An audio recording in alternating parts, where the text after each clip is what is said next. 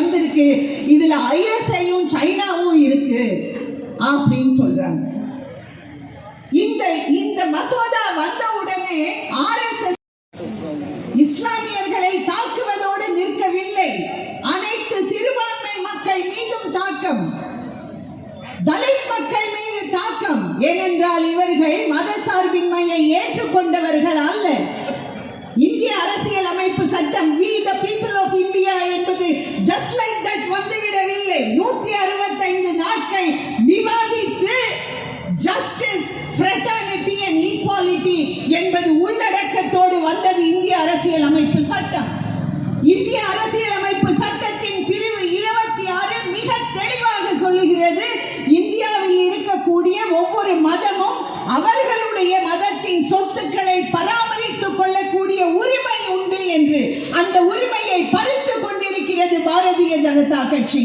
இது இஸ்லாமியர்களுக்கு எதிரானது அல்ல, இந்திய அரசியல் அமைப்பு சட்டத்திற்கு எதிரானது.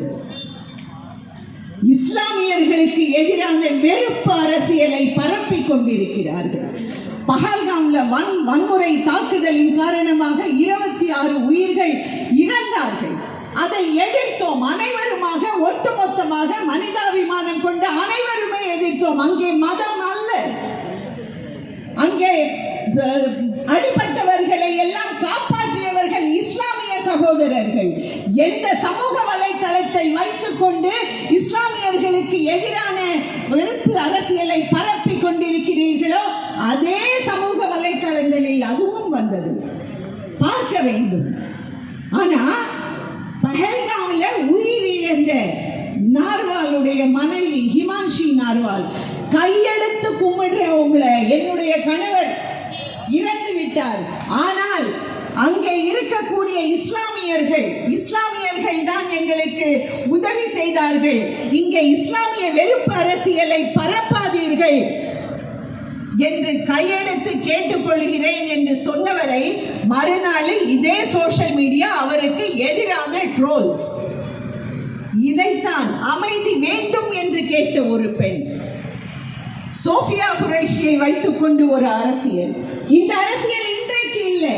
என்னைக்கு அக்லாக் ஹுசேனை கொல்ல ஆரம்பித்தார்களோ, என் வீட்டில் மாட்டுக்கறி இல்லை என்று சொன்ன பொழுது, இல்லை உன் வீட்டில் இருக்கிறது என்று அடித்தே கொன்றது இந்த கூட்டம். 11 வருஷத்துக்கு முன்னால ஜுனைத் பக்ரீத் அன்றைக்கு தன்னுடைய தங்கைக்காக துணிமணியை வாங்கிட்டு ட்ரெயின்ல போகும்போது ட்ரெயின்லயே அடித்து கொன்றது இந்த RSS கும்பல். மதவெறி. இந்த மதவெறியை எல்லாம் எதிர்த்து கொண்டு இந்திய ஜனநாயகம் முன்னேறி கொண்டு தான் இருக்கும். வக்ஃப் சொத்துக்களை பற்றி இவர்களுக்கு என்ன தெரியும்? இந்தியாவில் 12ஆம் நூற்றாண்டில் கோரி முகமது வந்த பொழுதிலிருந்தே வக்ஃப் இந்தியாவில் இருக்கிறது. இந்து அறநிலைத்துறையில் இருக்கக்கூடிய நிலங்களை எல்லாம், அரசிடம் இருக்கக்கூடிய நிலங்களை எல்லாம் இந்துக்களிடம் ஒப்படை என்று சொல்லுகிறான். நாம் கேட்கின்றோம், எந்த இந்துவிடம் ஒப்படைக்க வேண்டும் என்று தெளிவாக சொல். எந்த இந்துடா? அர்ஜுன் சம்பத்துக்கு அப்புறமா அல்லது குருமூர்த்தியிடமா? யாரிடம் ஒப்படைப்பது?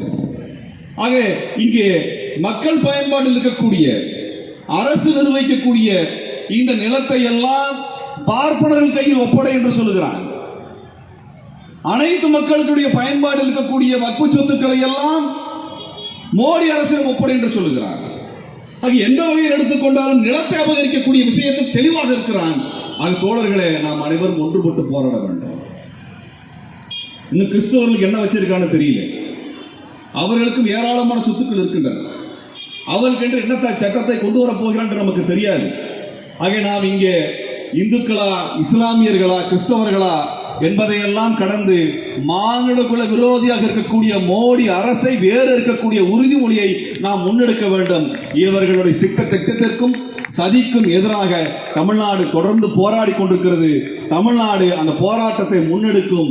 இந்த சுதந்திர இந்தியாவில் எந்த ஏழை எளிய மக்களுக்கும் இன்னல் நேர்ந்தால் எழுந்து நிற்கக்கூடிய முதல் குரலாக தமிழ்நாட்டின் குரல் இருக்கிறது.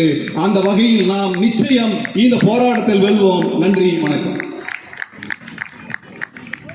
நன்றி. அடுத்ததாக கண்டன உரை நிகழ்த்த SDPI கட்சியினுடைய தமிழ்நாடு மாநில தலைவர் அண்ணன் நெல்லை முபாரக் அவர்களை அழைக்கின்றேன்.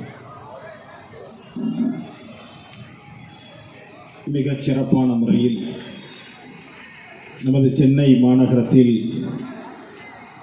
வக்ஃபு சொத்துக்களை பாதுகாக்கிற அந்த மாபெரும் முழக்கத்தோடு அகில இந்திய முஸ்லீம் தனியார் சட்ட வாரியம் தமிழ்நாடு பிரிவின் சார்பில் ஒருங்கிணைக்கப்பட்டிருக்கிற இந்த மாபெரும் பொதுக்கூட்ட நிகழ்விற்கு தலைமையேற்று வழிநடத்தி கொண்டிருக்கிற பாசத்திற்குரிய ஜனாப் இப்னு சவுத் அவர்களே, இந்த நிகழ்வில் எனக்கு பின்பாக அல்லது எனக்கு முன்பாக உரையாற்றி அமர்ந்திருக்கிற பெருமதிப்பிற்குரிய அண்ணன் தோல் திருமாவளவன் அவர்களே, மரியாதைக்குரிய இந்திய யூனியன் முஸ்லீம் லீக்கினுடைய அகில இந்திய தலைவர் பெருமதிப்பிற்குரிய பேராசிரியர் காதர் முஹைதீன் சாஹிப் அவர்களே, பேசி சென்றிருக்கிற அண்ணன் பீட்டர் அல்போன்ஸ் அவர்களே, பெருமதிப்பிற்குரிய பேராசிரியர் MH ஜவாஹில்லா சாஹிப் அவர்களே, எனக்கு முன்பாக உரையாற்றி அமர்ந்திருக்கிற தோழர் திருமுருகன் காந்தி அவர்களே, டெல்லியிலிருந்து வருகை தந்திருக்கிற அகில இந்திய முஸ்லீம் தனியார் சட்ட வாரியத்தினுடைய பொதுச் செயலாளர் பாசத்திற்குரிய STUR இலியாஸ் அவர்களே, ஹனீஃபா மன்பை அவர்களே, மிகச்சிறப்பான இந்த நிகழ்வில் உரையாற்றுவதற்காக காத்திருக்கிற பாராளுமன்றத்தினுடைய ஆட்ட நாயகனாக மிகச்சிறப்பான முறையிலே வக்ஃபு சட்டத்திற்கு எதிராக